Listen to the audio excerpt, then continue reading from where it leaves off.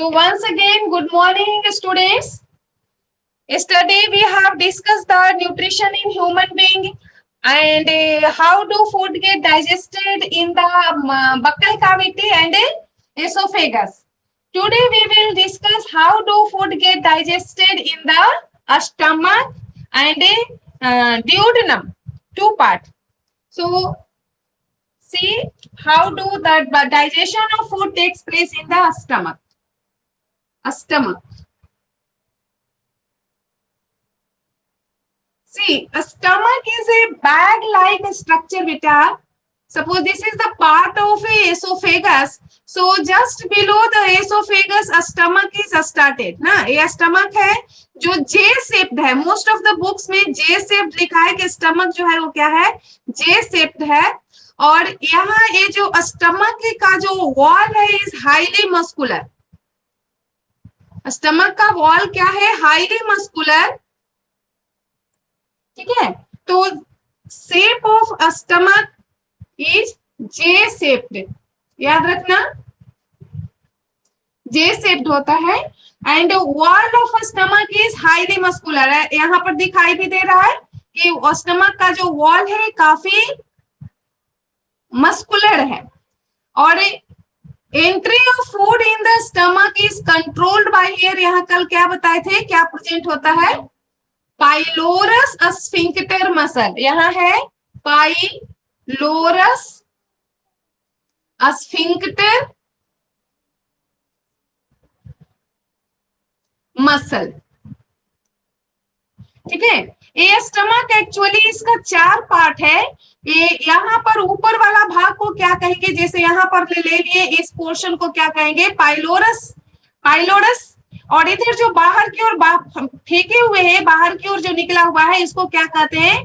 Funds. ये हो गया तुम्हारा फंडस. और ये इधर जो दबा हुआ जो कॉन्केव टाइप का है, इसको क्या कहेंगे? कार्डियक. कार्डियक. और ये नीचे वाला जो भाग जो बच जाएगा उसको क्या कहेंगे? पाइलोरिक. तो ये और ऊपर वाला यहाँ क्या बताए थे? पाइलोरस. पाइलोरस. तो ये स्टमक का टोटल 4 भाग में बांटा गया है. ऊपर वाला भाग को पाइलोरस, फिर फंडस, फिर इधर में जो कॉन्केव टाइप का है वो कार्डियक और पाइलोरिक. स्टमक का 4 पार्ट है. और साथ ही साथ हमने क्या नोट किया कि वॉल ऑफ स्टमक जो है वो क्या है? हाईली मस्कुलर है. पूरे अगर एलिमेंट्री कैनाल के वॉल को देखा जाए तो स्टमक का वॉल ही सबसे ज्यादा मस्कुलर है. साथ ही साथ आप पाएंगे कि wall of stomach contain numerous gastric glands. ये स्टमक है. Wall of the stomach contains numerous means बहुत ज्यादा. इसमें क्या प्रेजेंट है? Gastric gland. इसके वॉल में क्या प्रेजेंट है बेटा? Gastric glands. यहाँ पर बहुत ज्यादा गैस्ट्रिक ग्लैंड्स प्रेजेंट है. इस ग्लैंड का क्या नाम बोलेंगे? Gastric gland. अभी देखो गैस्ट्रिक ग्लैंड में कितने टाइप्स के सेल हैं और वो सेल सारे सेल्स क्या सिक्रीट करता है और वो कैसे भोजन को डाइजेशन में हेल्प करता है. तो गैस्ट्रिक ग्लैंड यहाँ पर देख रहे हैं कि गैस्ट्रिक ग्लैंड में 3 प्रकार का सेल है. Gastric gland contains 3 types of cell. Number 1 is called oxyntic cell. Oxyntic cell. Oxyntic cell या इसको नेक सेल भी कहते हैं. Chief cell oxyntic cell, sorry only oxyntic cell कहेंगे. और ऑक्सिंटिक सेल जो है वो क्या सिक्रीट करता है? HCl, hydrochloric acid. 1 acid is also secreted in our stomach. Second जो सेल्स जो प्रेजेंट है गैस्ट्रिक ग्लैंड में उसको कहते हैं जाइमोजेन सेल. जाइमोजेन सेल या इसको दूसरा नाम नेक सेल भी कहा गया है. नेक सेल या इसको चीफ सेल भी कहते हैं. Chief cell. और ये जो तीनों जो जाइमोजेन सेल हो या चिप सेल हो या नेक सेल हो, ये क्या सिक्रीट करता है? एक इनएक्टिव एंजाइम्स, उसका नाम क्या है? प्रोपेप्सिन। प्रो का मतलब लगने से ये इनएक्टिव हो गया, तो ये प्रोपेप्सिन है। ठीक है बेटा, तो ये सेकेंड हो गया। गैस्ट्रिक ग्लैंड्स का जाइमोजेन सेल्स क्या सिक्रीट करेगा? प्रोपेप्सिन, एक एंजाइम है, यह आपका एक एंजाइम है। और थर्ड जो सेल है यहाँ, थर्ड सेल्स जो सिक्रीट, जो थर्ड जो सेल है उसको क्या कहते हैं? Mucus cell. Mucus cell. और ये म्यूकस सेल क्या सिक्रीट करेगा? म्यूकस सेल जो है वो म्यूकस सिक्रीट करेगा, म्यूकस। ठीक है, तो अभी आपने यही देखा कि स्टमक जो है हमारे बॉडी का सबसे, इसका मस्कुलर वॉल है और साथ ही साथ इसका ल्यूमेन भी सबसे वाइडर ल्यूमेन वाला स्टमक है। और इसका स्टमक का वॉल हाईली मस्कुलर है और highly muscular wall of the stomach contains numerous gastric gland. और this glands contain three types of cell. Number one is oxyntic cell that secretes HCl. Second one is zymogen cell that secrete inactive enzyme propepsin. And third mucus cell that secrete mucus. ठीक है, तो इस तरह से हमने देखा कि gastric gland में ये सारे सेल्स हैं और ये सारे इसका सिक्रीशंस है। अब देखो कि ये सारे HCl का और ये प्रोपेप्सिन का और म्यूकस का and as a whole stomach का फंक्शन ऑफ द स्टमक हम लोग पढ़ते हैं।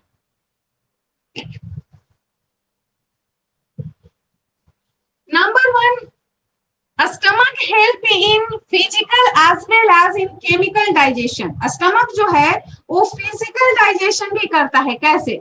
Physical digestion and chemical digestion दोनों करेगा। केमिकल डाइजेशन भी फूड का करेगा। ठीक, अब ये फिजिकल डाइजेशन कैसे?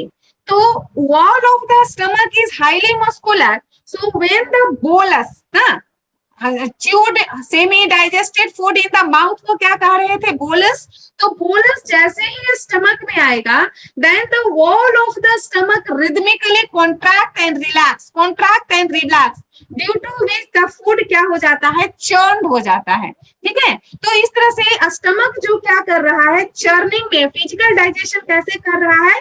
Bye churning, churning of food, churning of food by muscular wall of the stomach, by muscular wall of stomach। ये बात समझ में आ रहा है? जैसे ही बोलस स्टमक में आएगा, पाइलोरस स्फिंक्टर मसल को पार करके स्टमक में फूड आएगा, तो वॉल ऑफ द स्टमक क्या होगा? एक बार फैलेगा, सिकुड़ेगा, फैलेगा, सिकुड़ेगा, इस तरह से वो, इसके कारण जो फूड जो है वो चर्न हो जाएगा और इस तरह से फिजिकल डाइजेशन में फूड को हेल्प किया। अब आ जाइए केमिकल डाइजेशन में। तो केमिकल डाइजेशन में फूड के ऊपर क्या एक्ट होगा? एंजाइम्स एक्ट होगा। वो एंजाइम से वो गैस्ट्रिक ग्लैंड के द्वारा जो सिक्रेटेड जो एंजाइम्स है और वो हेल्प करेगा। ठीक है, तो अभी chemical digestion.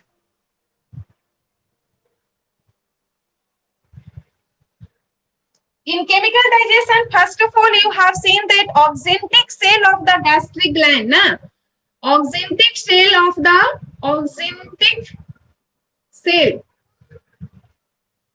of gastric gland क्या secrete कर रहा था बेटा? HCl। तो पहले फंक्शन पढ़ लेते हैं। Function of HCl। HCl क्या क्या करता है? Number one, number one function of HCl is that this HCl kills the food which come along with food and water in the stomach। ठीक है, तो kills the bacteria, kills the bacteria which come along with food, and water।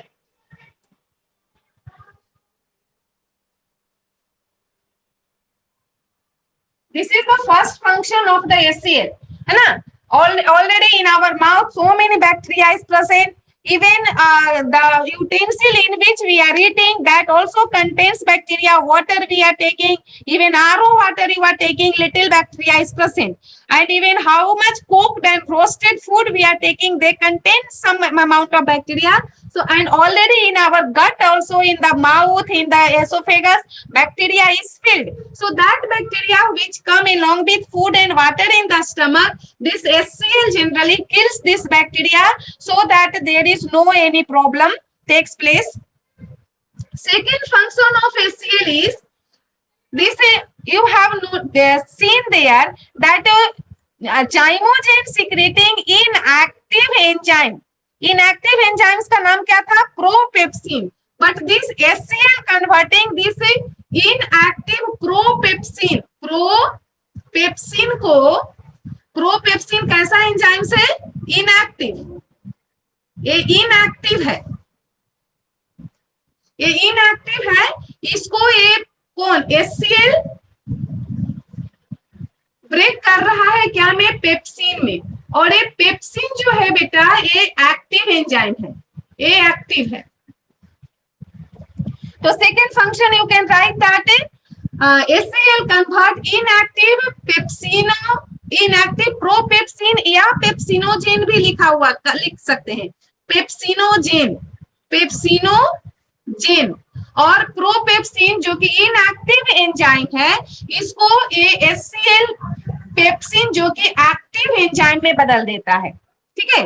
अब एक यहाँ question, why do stomachs release or secretes inactive enzyme? क्यों inactive enzyme यहाँ secrete किया, क्यों नहीं है active enzyme secrete किया? तो इसका आंसर समझना.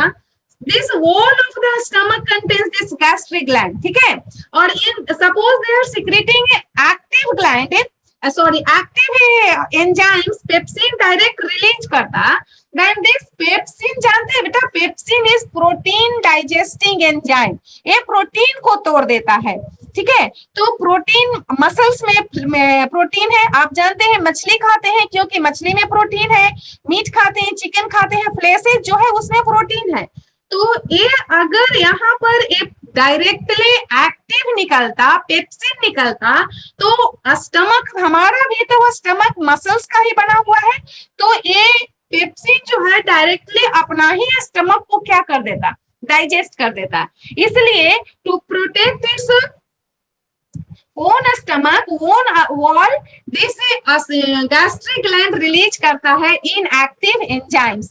और जब यहाँ पर बाहर रिलीज हो गया, HCl मिलेगा, तब HCl मिलने के बाद ये एक्टिव में बदला. अब यहाँ पर फूड में जो प्रोटीन है वो उसको डाइजेस्ट करेगा, ना कि स्टमक के वॉल को डाइजेस्ट करेगा. और साथ ही साथ स्टमक के वॉल को बचाने के लिए क्या प्रेजेंट यहाँ होता है? वो म्यूकस. म्यूकस जो है हमेशा इसको लुब्रिकेट करते रहता है, inner wall of the stomach को, so that the action of pepsin do not takes place on the wall of our own stomach, so that our stomach should be safe. ये समझ में आ गया? ये सेकेंड जो फंक्शन है HCl का. This two function is given in your NCERT book. इसके अलावा और भी फंक्शन है HCl का. तीसरा फंक्शन आप लिख सकते हैं कि इट डिजोल्व्स द बोन. कभी कभी हम लोग चिकन का टांग वगैरह जो है वो चबाते चबाते खा जाते हैं. ठीक है. तो वो बोन जो है, वो बोन्स वगैरह को यहाँ क्या कर देगा? डिजोल्व कर देगा. Dissolve bone which come along with food, which come along with food, along with food. इसका और भी फंक्शन है.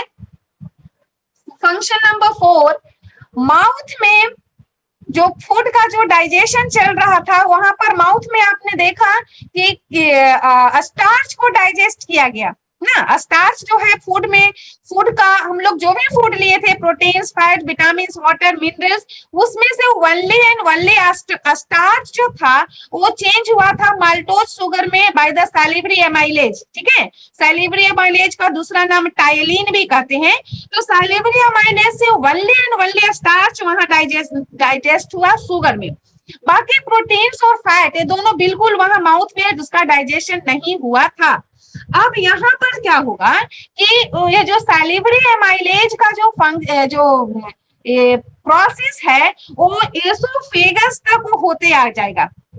इसलिए एसोफेगस में कोई अलग से एडिशनल तो एंजाइम सीक्रेट होता नहीं है, बट सैलिवरी एमाइलेज जो स्टार्च को शुगर में बदलते रहता है बेटा, वो कंटिन्यू होते रहता है। बट यहाँ by the action of HCl, this HCl due to the HCl the pH of stomach हमारा यहाँ जो होता है वो 2 रहता है। तो इतना लो पीएच में हर एक एंजाइम्स का एक अपना रेंज है, उसी रेंज में काम करता है। तो ये एचसीएल के एक्शन के कारण सैलिवरी एमाइलेज का जो एक्शन है वो क्या हो जाएगा, स्टॉप कर जाएगा। तो लिख सकते हैं stop the action of salivary amylase. Salivary amylase के एक्शन को ये क्या कर देगा, स्टॉप कर देगा। ठीक है, और एक फंक्शन और लिख सकते हैं कि 5वां, मुंह में ऑलरेडी जब हमारा शुगर बदल चुका था, देन शुगर को ईस्ट वगैरह, ईस्ट जो एक फंगस है, यूनिसेलुलर फंगस है, ईस्ट को वो क्या में अल्कोहल में बदलते रहता है। लेकिन ये स्टमक में करीब करीब फूड 3 से 4 घंटे तक, अगर किसी ने भरपेट खाना खाया है तो 3 to 4 hours food remains in the stomach. इतना देर में वो जो शुगर है वो अल्कोहल में आसानी से बदल सकता है। But due to the action of HCl ये जो शुगर है वो फर्मेंटेड नहीं होने पाता है। तो यहाँ पर लिख सकते हैं कि it prevent the stop the fermentation of sugar, stop the fermentation of sugar. Sugar का फर्मेंटेशन होने से क्या करता है, रोकता है। तो इस तरह से हम लोग देखें फंक्शन ऑफ एचसीएल, जो कि VBI very very important question है बोर्ड के लिए, 2 मार्क्स के लिए बहुत इंपॉर्टेंट क्वेश्चन है। Right any 2 function of HCl. ये जो 2 है एनसीईआरटी का है और ये सब एक्स्ट्रा आपको बताया गया। ठीक है, तो ये तो हो गया एचसीएल का फंक्शन। अब आते हैं सेकेंड जो सेल्स था गैस्ट्रिक ग्लैंड का, वो क्या था, जाइमोजेन सेल। और जाइमोजेन सेल क्या सिक्रेट किया था, प्रोपेप्सिन। तो प्रोपेप्सिन तो हमने देखा कि एक्टिव पेप्सिन में बदल गया bye the action of HCL. अब फंक्शन ऑफ पेप्सिन देखते हैं क्या है। पेप्सिन जो एक एंजाइम्स है और एक प्रोटीन डाइजेस्टिंग एंजाइम्स है। This pepsin is protein digesting enzymes, protein digesting enzyme है बेटा। ठीक है, तो ये प्रोटीन को क्या चीज में पचाएगा, यहाँ पर देखिए। तो जो भी आपने खाना खाया होता है उस खाना का प्रोटीन को ये बदल देता है पेप्टोन एंड प्रोटियोसिस में। तो bye the action of this pepsin, protein जो है वो चेंज हो जाएगा किसके द्वारा, पेप्सिन के द्वारा।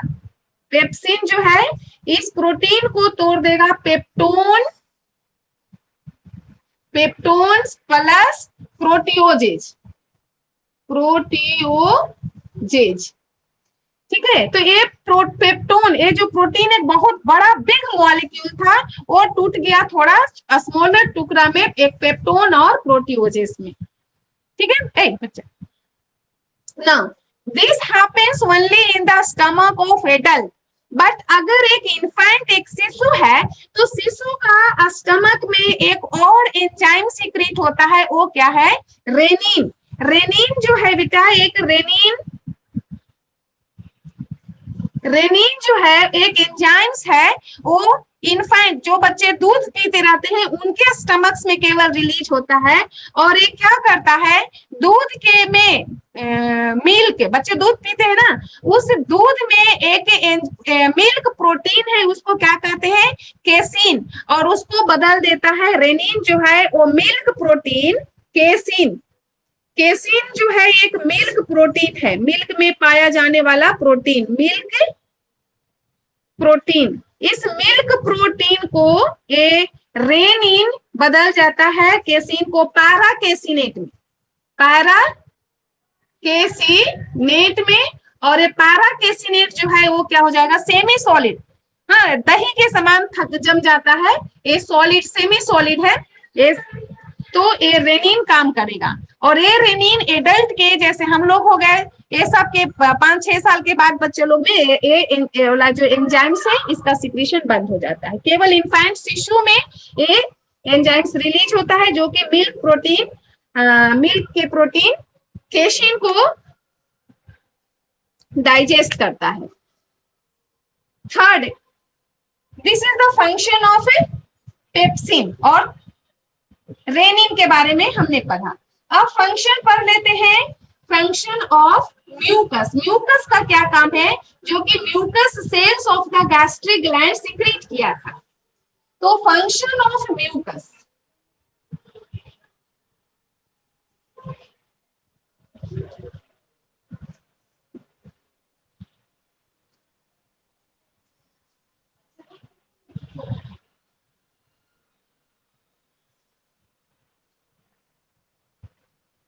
see mucus is also secreted by the cells of the gastric gland, and this mucus protecting, suppose this is the wall, stomach है ना, this is the wall of a stomach, तो यहाँ पर इसके वॉल स्टमक, यहाँ HCl भी secrete हो रहा है, plus protein digesting enzyme pepsin यहाँ रिलीज हो रहा है। तो ये दोनों ही HCl क्या कर देगा, एक एसिड है, स्ट्रॉन्ग एसिड है, तो ये एसिड जो है ये कोरोसिव होता है, तो ये एसिड के कारण पूरा स्टमक का जो इनर का जो लाइनिंग है, जो बहुत ही सॉफ्ट लाइनिंग है, वो HCl के कारण क्या हो जाएगा, कोरोडेड हो जाएगा। और ये पेप्सिन जो है इसमें भी प्रोटीन है, इसको डाइजेस्ट कर देगा। तो ये दोनों से ही HCl एंड पेप्सिन दोनों से ही म्यूकस जो है इसके वॉल को प्रोटेक्ट करता है। This is the function of the mucus. So mucus protect the wall of a stomach, from its own secretion,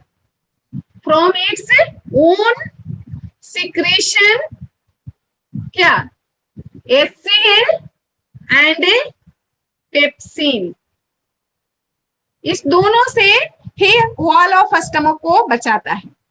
ठीक है, तो यहाँ पर हम लोग ने देख लिया कि स्टमक जो है वो क्या किया बेटा, फिजिकल डाइजेशन भी किया by churning the food by its muscle, and second chemical digestion हुआ जिसमें मेनली प्रोटीन का डाइजेशन हुआ। ठीक है, प्रोटीन का लिटिल अमाउंट ऑफ, यहाँ पर देखिए very little amount fat of the food is also digested by the gastric lipase, very little amount gastric lipase fats को ऊपर सिक्रेट क्या होता है, क्या रिलीज होगा, gastric lipase, this is lipase. AAC जो है ना लास्ट में AAC, ये सिम पहचान है कि ये एंजाइम्स है। तो ये गैस्ट्रिक लाइपेज जो है बहुत थोड़ा मात्रा में फैट्स को तोड़ता है। तो फैट्स क्या में टूटता है, फैटी एसिड प्लस ग्लिसरॉल, बहुत थोड़ा सा। ठीक है, बहुत थोड़ा सा फैट्स का डाइजेशन होगा by the gastric lipase, and that fat will be digested into fatty acid and glycerol. Very little amount of fats only is digested. So here we have noted, क्या नोट किए कि stomach में only and only किसका mainly digestion, किसका digestion हुआ, main digestion stomach में किसका हुआ, प्रोटीन का, और किसका डाइजेशन थोड़ा सा फैट्स भी हुआ, और किसका पाचन डाइजेशन बिल्कुल नहीं हुआ, नॉट डाइजेस्टेड। वो क्या था यहाँ, नॉट डाइजेस्टेड में क्या नोट कर लेंगे कि स्टमक में बिल्कुल डाइजेशन नहीं हुआ, किसका, किस चीज का, कार्बोहाइड्रेट का पाचन हमारे स्टमक में बिल्कुल नहीं होता है। जबकि ये कार्बोहाइड्रेट कहाँ, थोड़ा ग्लूकोज जो थी, स्टार्च जो था वो शुगर में बदल रहा था माउथ में। तो माउथ में ओनली कार्बोहाइड्रेट का डाइजेशन हुआ, ये नोट करने वाला बात है बेटा। माउथ में ओनली कार्बोहाइड्रेट डाइजेस्टेड हुआ, वो भी कंप्लीटली नहीं, पार्शियली, अभी शुगर में बदला है। जबकि माउथ में प्रोटीन और फैट का पाचन नहीं हुआ था। और आए उसके बाद एसोफेगस में क्या आपने देखा कि एसोफेगस में कोई स्पेशल ग्लैंड्स नहीं है जिसके द्वारा वहां पर भोजन का पाचन होगा। तो जो बक्कल कैविटी में जो सैलिवरी एमाइलेज का जो एक्शन था वो कंटिन्यू हो रहा था। अब उसके बाद हमने स्टमक में देखा, तो स्टमक में क्या देखा कि किसका पाचन मेनली हुआ, प्रोटीन्स का, किसके द्वारा, पेप्सिन के द्वारा। ठीक है, अगर बच्चा है, शिशु है, इन्फेंट है, तो उसमें रेनिन सीक्रेट होता है, लेकिन बड़ों में, एडल्ट में नहीं है। और बिल्कुल नहीं पाचन किस चीज का हुआ, कार्बोहाइड्रेट का पाचन स्टमक में बिल्कुल नहीं होता है। तो ये हमने स्टमक में देखा, केमिकल डाइजेशन इस तरह से हुआ। अब इस तरह से केमिकली डाइजेस्टेड मतलब यहाँ पर फूड ज्यादा मथा भी गया है चर्निंग के कारण, और एंजाइम्स वगैरह के डाइजेशन भी हो गया है। तो यहाँ पर फूड जो है वो सेमी सॉलिड के रूप में जो फूड यहाँ पर जो प्रेजेंट है स्टमक में, उसको हम लोग क्या बोलते हैं, एक स्पेशल नाम दिया गया स्टमक में। फूड स्टमक में जो फूड प्रेजेंट होता है उसको क्या कहते हैं, काइम। एक काइम नाम दिया गया। कहा, स्टमक में जो फूड है वो केमिकली भी डाइजेस्टेड हो चुका है, फिजिकली भी डाइजेस्टेड हो चुका है, उस फूड को क्या कहते हैं, काइम। अब देखो बेटा, यहाँ से जो काइम, ये ड्यूडेनम वाला पार्ट है, सॉरी एसोफेगस वाला पार्ट है, और ये स्टमक वाला जो पार्ट है। अब यहाँ पर तुम्हारा देखना, थोड़ा सा यहाँ ध्यान से समझने वाली बात है कि यहाँ पर फिर आपका स्फिंक्टर मसल लगा हुआ है। इस स्फिंक्टर मसल को क्या कहते हैं, इस यहाँ जो स्फिंक्टर मसल लगा हुआ है, ऊपर में पाइलोरस था, एक कौन सा पार्ट है, पाइलोरिक। तो ये पाइलोरिक स्फिंक्टर मसल है। तो ये पाइलोरिक स्फिंक्टर मसल से, पाइलोरिक स्फिंक्टर मसल का काम क्या है, it allow food to pass in very little amount, बहुत थोड़ा थोड़ा मात्रा में यहाँ से ऐसे ऐसे करके थोड़ा थोड़ा फूड यहाँ से पास करते रहता है। ठीक है, क्योंकि अभी यहाँ से आ रहा है फूड, यू शेपेड जो आप स्ट्रक्चर देख रहे हैं ए वाला, यही क्या है आपका ड्यूडेनम है। तो ड्यूडेनम में फूड का पाचन जो होगा वो तीनों होगा, यहाँ प्रोटीन्स भी पचेगा, फैट्स भी पचेगा और कार्बोहाइड्रेट भी पचेगा। तो यहाँ पर जो फूड जो आएगा, ये पाइलोरिक स्फिंक्टर मसल्स का काम है कि allow the food to pass in the duodenum in very little amount so that the most of the component get a digested. ठीक है, तो अब आएंगे how do food digested in the duodenum, duodenum which is the part of first part of the small intestine. Stomach को पार करके अब food कहाँ आ रहा है, स्मॉल इंटेस्टाइन का फर्स्ट पार्ट ड्यूडेनम में। So digestion of food in the duodenum. See figure ही,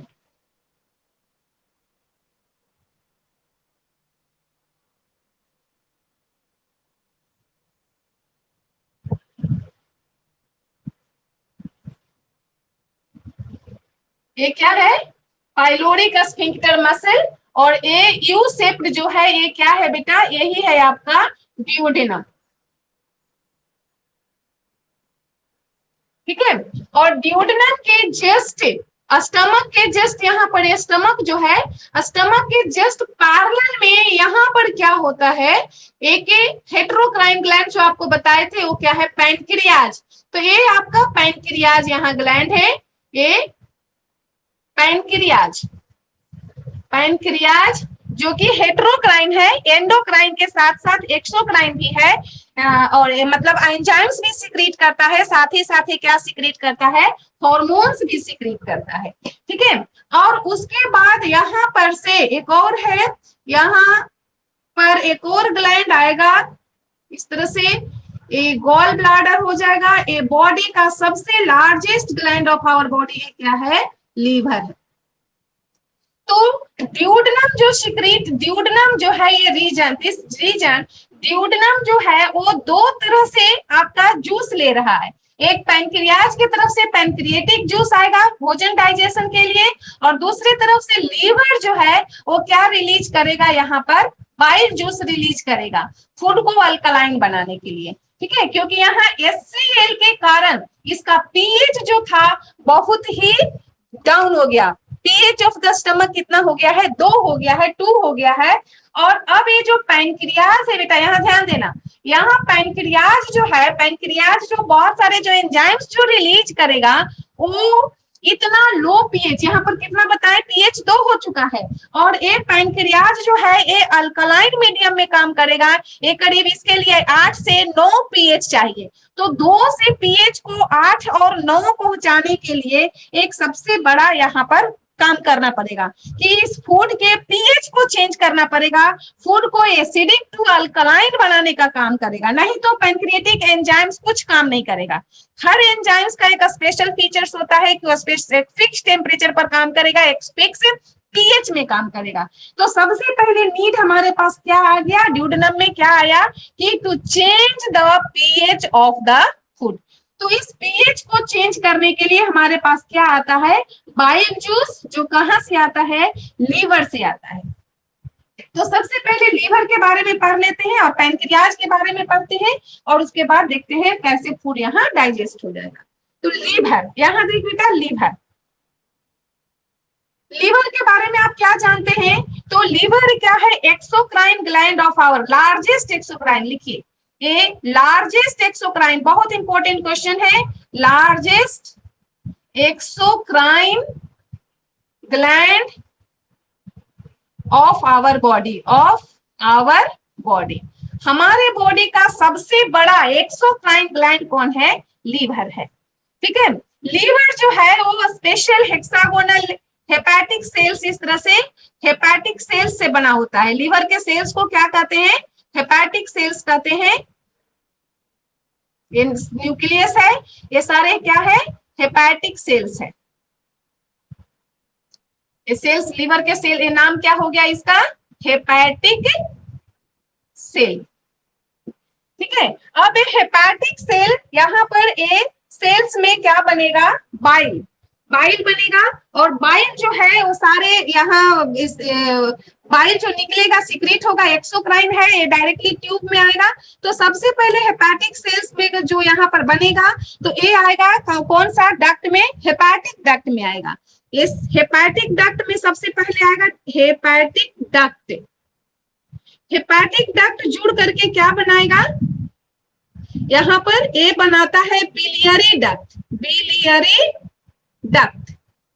ठीक है, और बिलियरी डक्ट में से, जैसे यहाँ पर देख रहे, बिलियरी डक्ट में से एक डक्ट में, एक डक्ट जो क्या कहलाएगा, सिस्टिक डक्ट। जो सिस्टिक डक्ट है बेटा, यहाँ इसको मान लीजिए कि सिस्टिक डक्ट है, सिस्टिक डक्ट के द्वारा, सिस्टिक डक्ट के द्वारा ये कहाँ चला जाएगा, बाइल स्टोर होने के लिए गॉल ब्लैडर में चला जाएगा। और बाकी जो बिलियरी जो डक्ट है वो किससे आकर के, यहाँ देखिए बिलियरी डक्ट ही है, बिलियरी डक्ट में से एक डक्ट निकला और ये सिस्टिक डक्ट गॉल ब्लैडर में चला गया एक्स्ट्रा बाइल को स्टोर करने के लिए।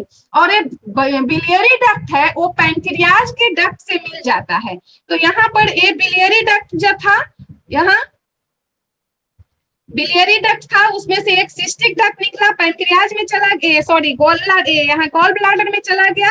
और ये बिलियरी डक्ट आगे जाकर के यहाँ से पैंक्रियाज वाला के साथ मिल करके एक कॉमन डक्ट बनाया। इस कॉमन डक्ट को इधर से पैंक्रियाज का भी आ रहा है एंजाइम्स, इधर से बाइल जूस भी आएगा। और एक कॉमन जो डक्ट हुआ यहाँ पर, यहाँ जो दिखाया गया, इस कॉमन डक्ट को क्या कहते हैं, बाइल पैंक्रिएटिक डक्ट। ये समझ में आ गया है ना, फिर से बता देते हैं। लीवर जो है बेटा हमारे बॉडी का लार्जेस्ट एक्सोक्राइन ग्लैंड है। लीवर जो है वो हेपेटिक सेल से बना होता है जहां पर बाइल का फॉर्मेशन होगा। और ये बाइल्स जो है यहाँ से बिलियरी हेपेटिक डक्ट द्वारा निकलेगा। हेपेटिक डक्ट दम बहुत छोटा पतला पतला डक्ट है, वो जुड़ करके लार्जर डक्ट बिलियरी डक्ट बनाएगा। बिलियरी डक्ट में से एक और डक्ट निकलेगा सिस्टिक डक्ट, जो कि गॉल ब्लैडर में चला जाएगा। और यही बिलियरी डक्ट पैंक्रिएटिक डक्ट से मिल करके यहाँ क्या बना लेता है, कॉमन बाइल पैंक्रिएटिक डक्ट। ठीक है, जैसे यहाँ पर फिर से देख लो कि ये मान लीजिए कि इधर से आ रहा है बिलियरी डक्ट, ठीक है, तो यहाँ से निकल के चला गया गॉल ब्लैडर में, क्या हो गया, सिस्टिक डक्ट। इधर से पैंक्रियाज जो है, ये पैंक्रियाज है, पैंक्रियाज आकर के मिला, हाँ ये हो गया आपका सिस्टिक डक्ट। ठीक है, सिस्टिक डक्ट हो गया। और ये बिलियरी डक्ट ये था, बिलियरी डक्ट, तो ये बिलियरी डक्ट यहाँ से पैंक्रिएटिक डक्ट यहाँ कॉमन, ये दोनों आएगा, इधर से पैनक्रियाज का भी जूस आएगा, इधर से बाइल भी आएगा। तो ये जो कॉमन जो डक्ट हो गया इसको क्या कहते हैं, बाइल पैनक्रिएटिक डक्ट। तो ये बाइल पैनक्रिएटिक डक्ट जो है ये कहाँ खुल रहा है, ये आके खुलता है आपका ड्यूडनम में, जैसे यहाँ ये खुल रहा है ड्यूडनम में, ठीक है, ये ड्यूडनम में खुल रहा है, ये आपका ड्यूडनम हो गया। तो कॉमन जो बाइल पैनक्रिएटिक डक्ट है ये बाइल को भी लेके आएगा और पैनक्रिएटिक जूस दोनों को ही यहाँ पर ड्यूडनम में पोर करेगा, ठीक है। तो अब आ जाते हैं ये तो लीवर के बारे में जाने, लीवर के सेल्स और डक्ट के बारे में जाने। अब ये बाइल क्या है एंड फंक्शन ऑफ बाइल पहले पढ़ लेते हैं। Bile,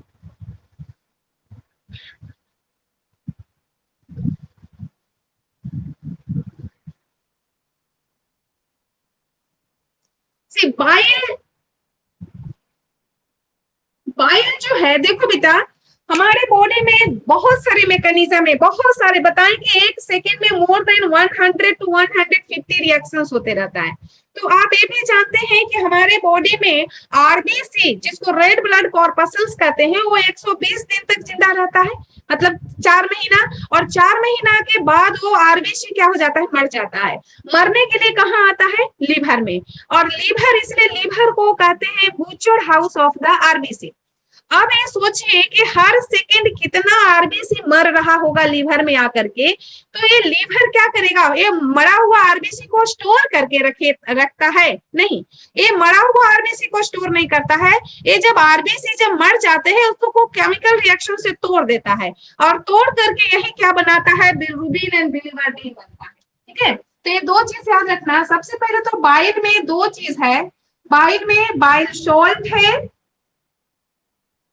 and second bile pigment है, बाइल पिगमेंट। बाइल सॉल्ट क्या है, बाइल सॉल्ट में दो सॉल्ट का नाम दिया हुआ है, एक है sodium ग्लाइकोचोलेट, sodium glycocholate, and second जो सॉल्ट है वो क्या है, सोडियम टाउरोचोलेट।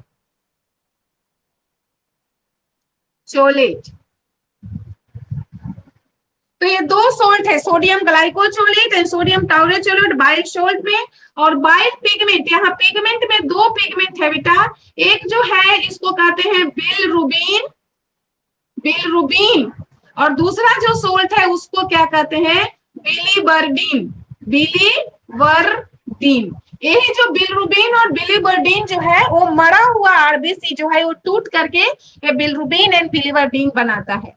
और ये बिलिरुबिन जो है वो क्या होगा, ये जनरली अनडाइजेस्टेड फूड के जो फूड जो नहीं पचेगा अनडाइजेस्टेड फूड के साथ है मिल करके बॉडी से बाहर निकलने के लिए ही आता है, ताकि ये बॉडी से बाहर निकल जाए। और इसी बिलिरुबिन के कारण जो है वो फीकल मैटर, जिसको कि फीकल मैटर जो अनडाइजेस्टेड फूड है उसका रंग जो भूरा है वो ही बिलिरुबिन के कारण ही है।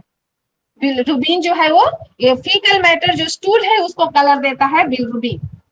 चलो, तो ये तो बाइल का कंपोजिशन हो गया। बाइल में दो चीज है, बाइल सॉल्ट है एंड बाइल पिगमेंट है। अब फंक्शन ऑफ बाइल, बाइल का काम क्या है, function of bile, function of bile, bile का मेन दो काम जानिए। नंबर 1 जो है, जो सबसे पहला जो नीड था कि फूड को एसिडिक टू अल्कलाइन करो, ठीक है, तो ये काम यही करता है bile. It changes the medium of food, medium of food from, कैसा, food from acidic to alkaline. ये फूड को एसिडिक से क्या में बदलता है, अल्कलाइन में बदलता है। एंड सेकेंड जो फंक्शन है इसका बाइल का, ये क्या करता है, फैट्स को इमल्सिफाई करता है। So emulsification of fat,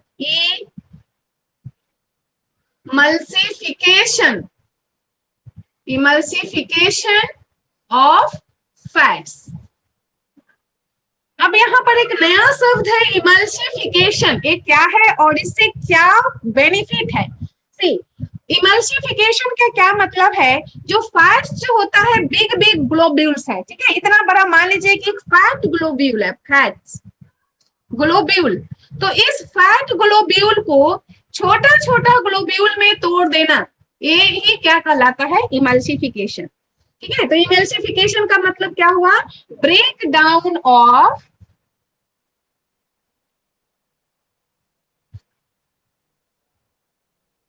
breakdown of bigger globule globules of fats into a small one। ठीक है, तो बिगर ग्लोब्यूल, फैट्स के बिगर ग्लोब्यूल को छोटे छोटे टुकड़ा में तोड़ना, छोटा ग्लोब्यूल्स में तोड़ना, ये क्या कहलाता है? इमल्सिफिकेशन। अब इसका बेनिफिट्स क्या है? What is the benefits of emulsification? या पूछेगा कि व्हाई इमल्सिफिकेशन इज नेसेसरी, तो इसका क्या आंसर है? ये फैट के सरफेस एरिया को बढ़ा देता है। तो सरफेस एरिया बढ़ जाएगा तो इसका डाइजेशन आसानी से हो जाएगा। जैसे कि कल आपको बताए थे कि एक मिश्री का ढेला ले लेंगे, एक चीनी ले लेंगे और एक पिसा हुआ चीनी ले लेंगे और पानी में डालेंगे, तो बराबर टेम्परेचर में बराबर अमाउंट में पानी डालेंगे तो देखेंगे कि पिसा हुआ चीनी बहुत जल्दी घुल गया। क्यों? क्योंकि उसका सरफेस एरिया बहुत ज्यादा था। तो इसी तरह से बड़ा ग्लोब्यूल जब छोटा में बदला तो इसका भी सरफेस एरिया क्या हो गया? बढ़ गया। तो इमल्सिफिकेशन क्या करता है बेटा? ये इंक्रीज कर देता है। Emulsification increases the surface area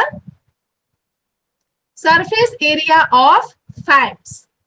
fats के सरफेस एरिया को बढ़ा देता है, सो डाइजेशन क्या हो जाएगा? फैट्स का इजी। तो ये दो फंक्शन हो गया बाइल का।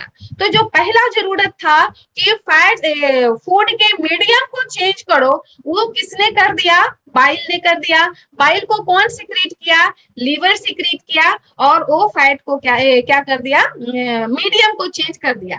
अब ये मीडियम चेंज हो गया ना, तो अब देखते हैं पैनक्रियाज का कैसा, पैनक्रियाज कैसे ये फूड को डाइजेस्ट करेगा अपने एंजाइम्स के द्वारा।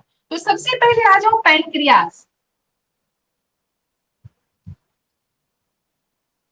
अच्छा, एक बात और नोट करना है, इंपॉर्टेंट बात है कि only and only bile not, जो वॉल ऑफ ड्यूडेनम जो है वो भी सीक्रेट करता है bicarbonates that also help in the changing the medium of a food into acidic to alkaline. So important point, wall of duodenum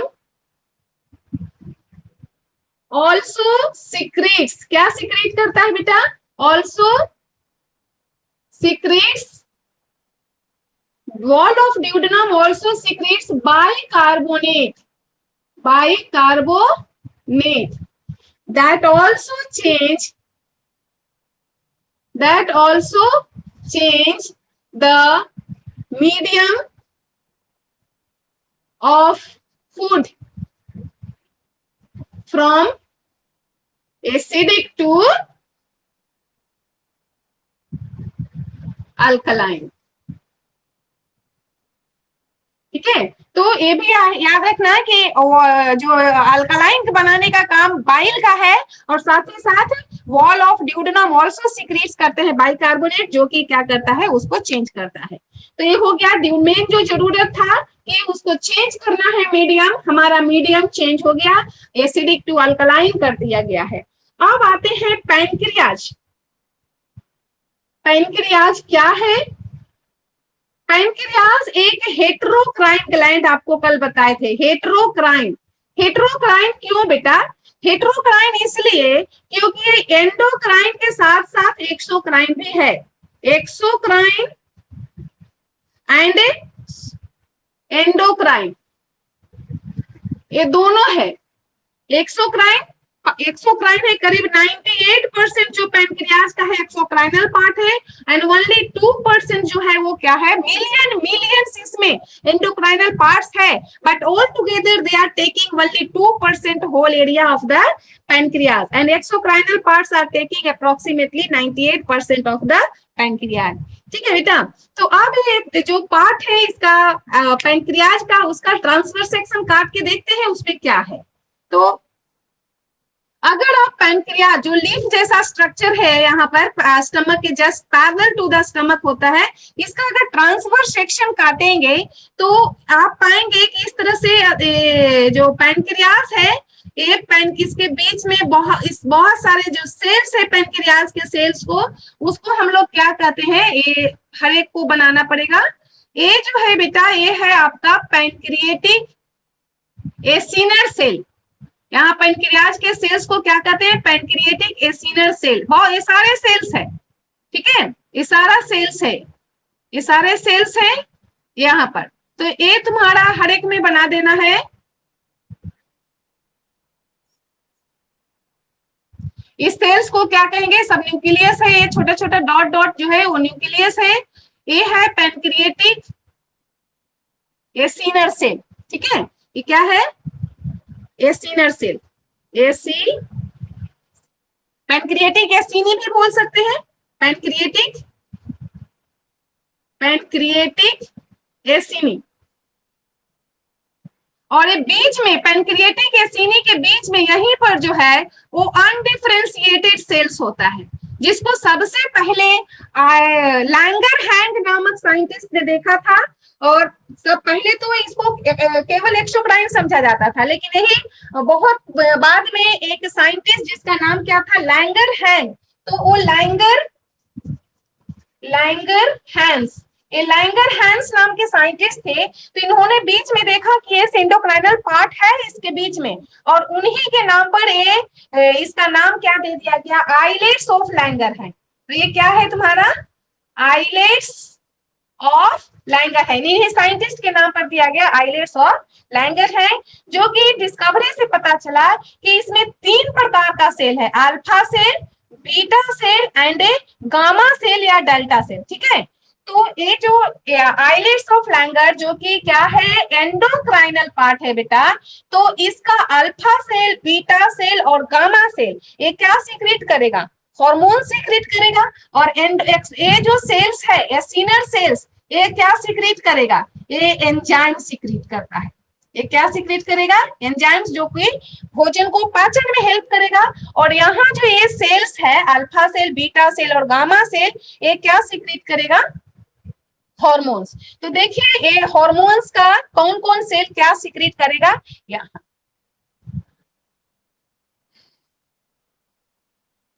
alpha जो cell है, यहाँ लिखते हैं,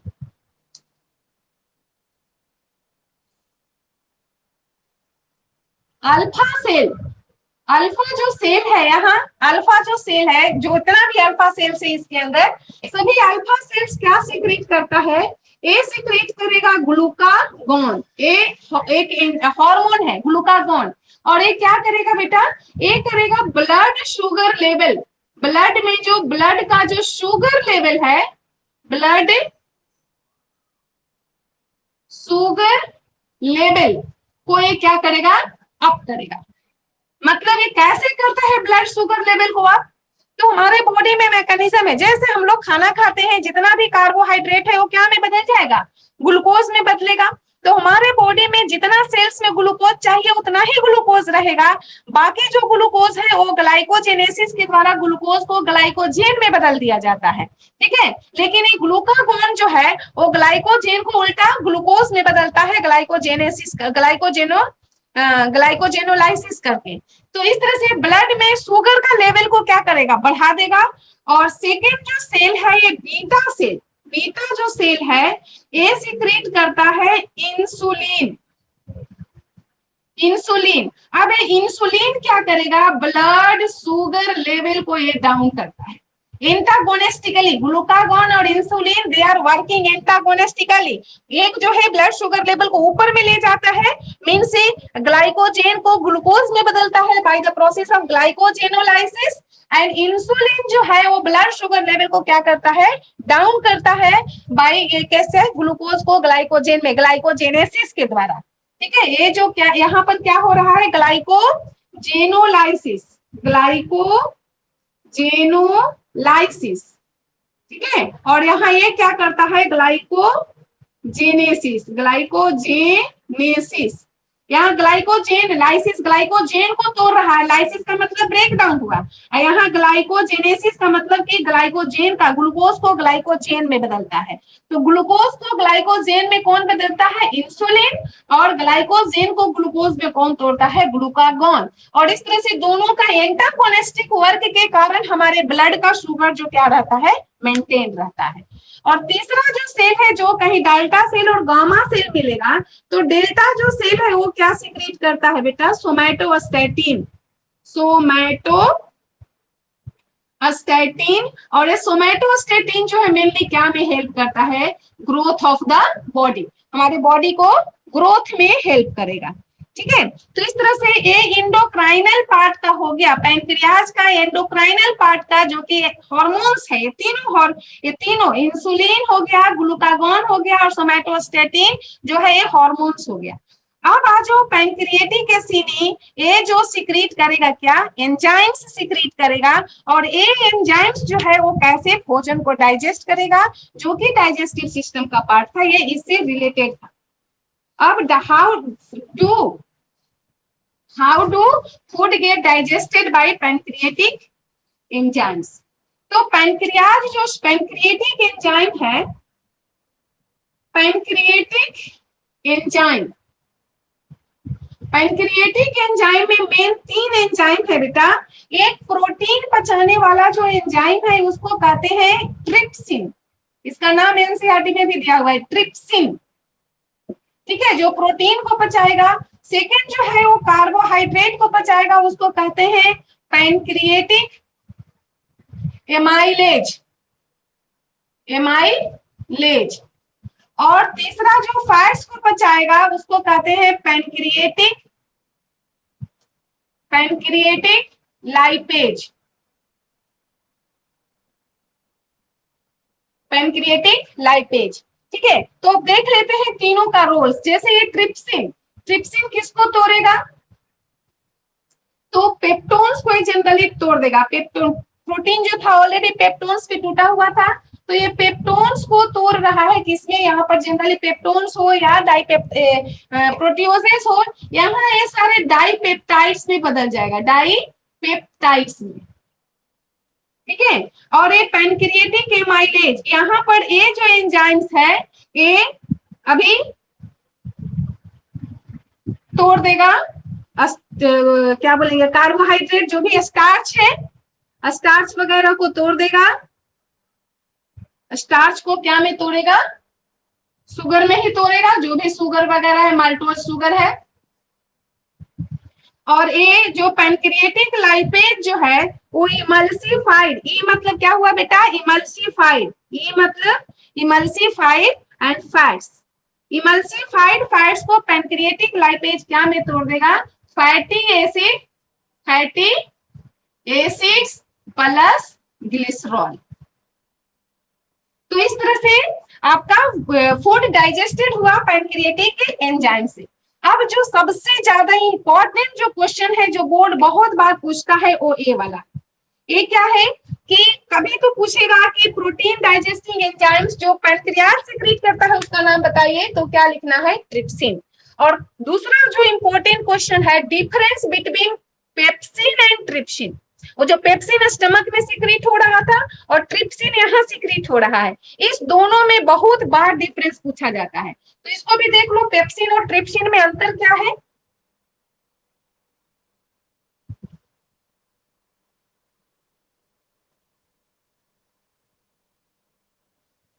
एक पेप्सिन ले लीजिए इधर में, तो इधर में क्या लेंगे, ट्रिप्सिन। तो बहुत अंतर है, दो तीन अंतर लिख लीजिए। नंबर वन, पेप्सिन जो है वो कहाँ सीक्रेट हो रहा था बेटा, इसका साइट कहाँ है सीक्रेशन का, ये सीक्रेट हो रहा था स्टमक में, और ये कहाँ सीक्रेट हो रहा है, ड्यूडेनम में। दूसरा अंतर है कि ये तो साइट में हो गया, दूसरा है कि पेप्सिन को कौन सीक्रेट करता है, गैस्ट्रिक ग्लैंड, ये गैस्ट्रिक ग्लैंड के द्वारा सीक्रेटेड होता है, गैस्ट्रिक ग्लैंड, और इसको कौन सीक्रेट करता है, पैनक्रियाज। तीसरा अंतर है कि ये पेप्सिन जो है वो एसिडिक मीडियम में काम करता है, बहुत important, acidic medium, works in acidic medium. यहाँ पूरा सेंटेंस लिख दीजिए कि works in acidic medium, acidic medium में काम करेगा, और ये जो है कहाँ करेगा, works in basic medium, alkaline लिख दीजिए, अल्कलाइन, अल्कलाइन मीडियम में काम करता है। ठीक है, तो ये जो है मेन आपका डिफरेंस हो गया। और भी लिख सकते हैं कि पेप्सिन जो है वो क्या को, प्रोटीन को क्या में तोड़ता है, प्रोटॉन्स, पेप्टोन्स प्लस प्रोटीओजेस में तोड़ता है, और ये जो ट्रिप्सिन जो है वो उसको मेन डाइपेप्टाइड्स में तोड़ेगा। तो इस तरह से डिफरेंस हमने बता दिया है पेप्सिन और ट्रिप्सिन में, जो कि बोर्ड के द्वारा बहुत ही इंपॉर्टेंट क्वेश्चन है। सो